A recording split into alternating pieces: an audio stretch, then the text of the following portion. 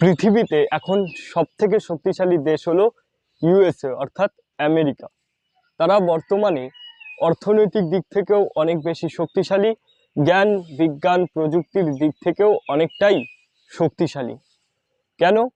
কারণ তাদের দেশে ট্যালেন্ট, মেধা এবং স্কিল, দক্ষতাকে গুরুত্ব দেওয়া হয়। কিন্তু ভারতীয় উপমহাদেশের দেশগুলি, ভারত, পাকিস্তান, বাংলাদেশ, এই দেশগুলিতে দক্ষতা, স্কিল, ট্যালেন্ট, মেধা এইগুলিকে গুরুত্ব দেওয়া হয় না। এই দেশগুলিতে মূলত ছেলেমেয়েদের আর্টসের সাবজেক্টগুলি মুখস্থ করানো শেখানো হয়, অর্থাৎ আর্টসের সাবজেক্টগুলি মানেই মুখস্থ করা, এরকম একটি ধারণা নিয়ে এই দেশের শিক্ষার্থীরা পড়াশোনা করে। তো যেটা ইউএসএ বা ইউরোপের দেশগুলিতে দেখা যায় না, এই জন্য ওরা উন্নত। আর পৃথিবীতে যখন সরস্বতী আর লক্ষ্মী মানে জ্ঞান আর অর্থনীতি হাত ধরাধরি করে চলে, তখন সেই দেশ উন্নতির দিকে এগিয়ে যায়। একটা সময় আপনারা দেখবেন জার্মানি কিন্তু পৃথিবীতে নিজেদের একটা আধিপত্য বিস্তার করতে পেরেছিল। কেন?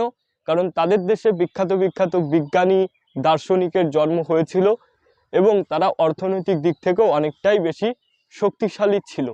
এরকমই ব্রিটিশরাও অর্থনৈতিক দিক থেকে বেশি শক্তিশালী ছিল, এমনকি তারা পৃথিবীর অর্ধেক ভূখণ্ড দখল করতে পেরেছিল। কেন? কারণ তারা কূটনৈতিক পারদর্শিতা অর্জন করতে পেরেছিল।